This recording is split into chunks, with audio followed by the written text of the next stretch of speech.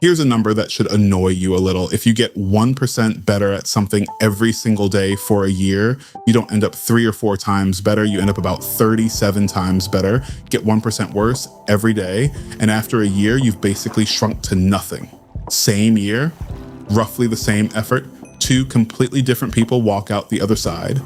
That one idea is the engine behind the best-selling book about habits ever written. Atomic Habits by James Clear. 20 million plus copies. The book everyone quotes on a Tuesday and forgets by Thursday. So I actually read it properly, took it apart.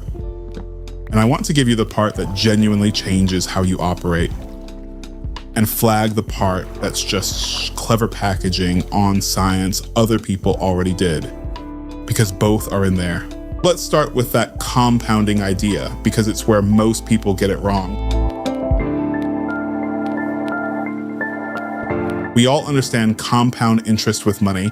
Leave it alone, it snowballs. Clear's whole pitch is that behavior compounds the exact same way. A tiny habit looks pathetic on day 1, it's supposed to. The math only gets interesting later.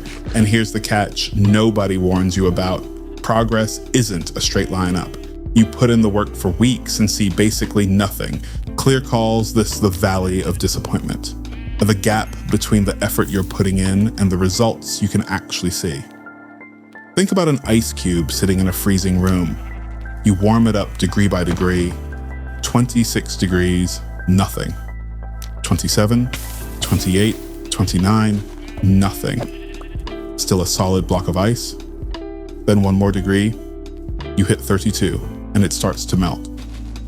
The melt looks sudden. It wasn't. Every degree before it was doing the work. You just couldn't see it yet. That's why people quit at week 3. They're standing at 31 degrees, deciding nothing's happening, and walking away 1 degree before the whole thing breaks open. So, rule 1 before any tactic. The results show up late. Build for the version of you that's still doing this when it finally tips. Quick thing about Clear himself, because it matters for why the book feels different from the usual hustle stuff. In high school, he got hit in the face with a baseball bat, badly. Broken bones, swelling on the brain, a medically induced coma. He had to relearn basic things. And the way he climbed back wasn't some dramatic transformation. It was years of small, boring, repeated habits. Sleep, training, showing up. Stacking ordinary days until he was an honor student and a serious college athlete. So when he talks about tiny changes, it isn't a marketing hook for him. It's the literal mechanism he used to rebuild a life. You can feel that underneath the book, and it's a big part of why it lands. Here's the first idea that's worth tattooing somewhere. We're obsessed with goals. Lose 20 pounds. Hit 6 figures, write the novel. Clear's argument is that goals are almost useless for actually getting there. His line is that you don't rise to the level of your goals, you fall to the level of your systems. Think about it. Every person who runs a marathon and every person who collapses on the couch had the same goal at some point: get fit. The goal didn't separate them, their daily system did. The winner and the loser of any competition share the same goal. That's exactly why the goal can't be the thing that decides it. And there's a trap inside goals that nobody mentions. A goal is a finish line. You hit it, and the thing that was driving you just switches off. You run the race, then stop running. The system, I'm someone who runs 3 times a week, never switches off. That's the difference between a result and a lifestyle. So stop asking, what do I want to achieve? Start asking, what do I want to repeat? Most people try to change from the outside in. They focus on the outcome. I want to lose weight. Then the process. I'll go to the gym. And way down at the bottom, almost never touched, is identity. What they believe about themselves. Clear says, flip it. Change runs deepest when it starts at identity. Here's the example that makes it click. 2 people get offered a cigarette. The first says, no thanks, I'm trying to quit. The second says, no thanks, I'm not a smoker. Tiny difference in words, massive difference underneath. The first guy still believes he's a smoker who's currently depriving himself. That's a war he loses eventually. The second guy isn't fighting anything. The behavior just matches who he already thinks he is.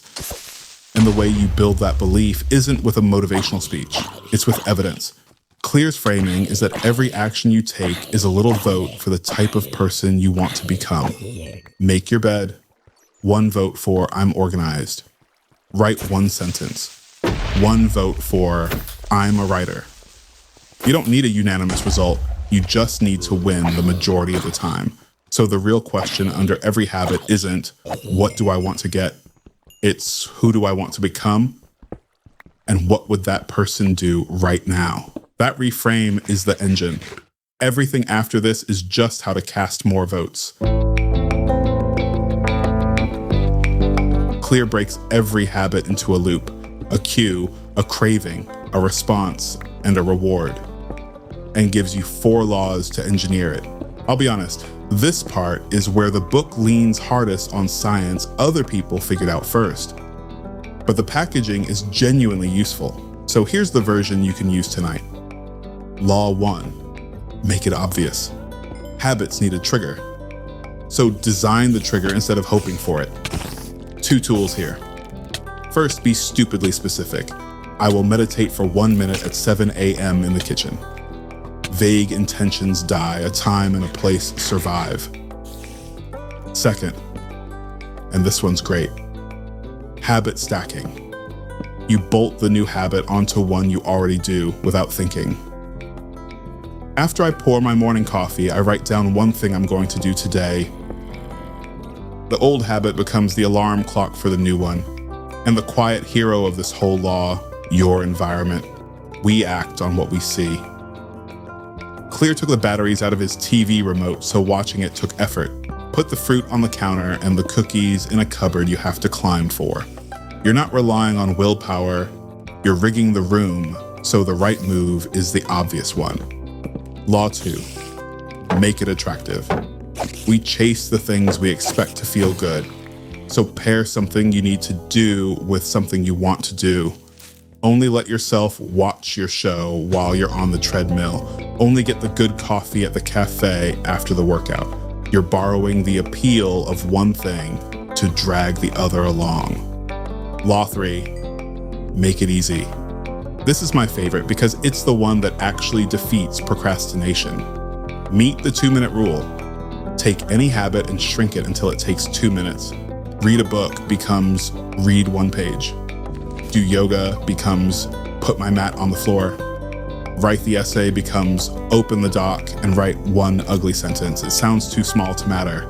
That's the point. You're not trying to do the workout. You're trying to become a person who shows up to the workout. Master showing up first.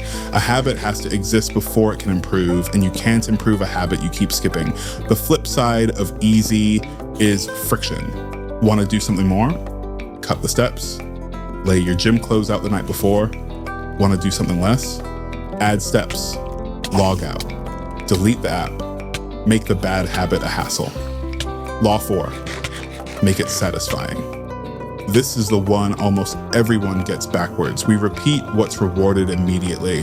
The problem with good habits is the payoff is delayed. The gym today, the body next year. The problem with bad habits is the payoff is instant. So you have to manufacture a little reward now. The simplest version, track it. Cross the day off. Don't break the chain.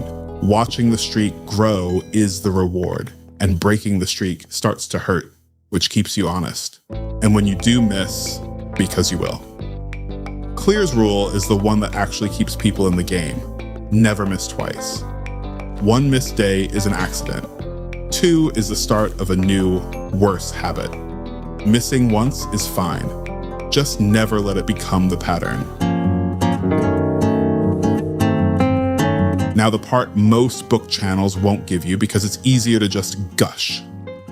Atomic Habits is, underneath, a really clean synthesis of work other people did. The habit loop.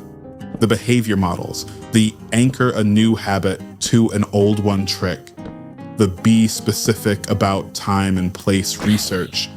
A lot of it predates Clear by years or decades. He's not hiding that exactly, but the book is sold like a discovery when it's really a brilliant edit. The 4 laws are tidy, and real life is not tidy.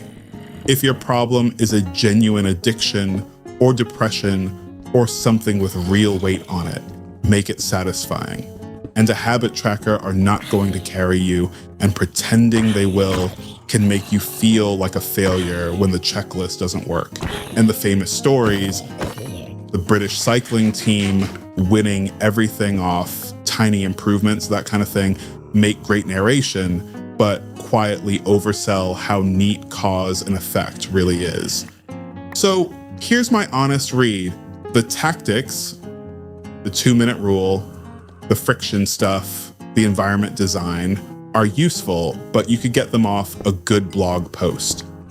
The thing that actually justifies the book is the identity chapter. The reframe from what do I want to who am I becoming? That part is worth the whole price. And it's the part everyone treats as the throat clearing before the tips. Read it for the identity idea. Use the tactics as the delivery system. So if you close this video and do nothing else, do this. Pick the smallest possible version of one habit, the 2-minute version. Stack it onto something you already do every day. And tonight, cross off the first box. 1 vote for the person you're trying to become. Not 37 times better yet. But that's day 1 of the math. If this was useful, the channel's called Dog-Eared. 1 book, 1 big idea every week. Tell me down in the comments which book you want taken apart next. And if you've actually read Atomic Habits, did the tactics work for you? Or was it the identity idea that stuck? I read those.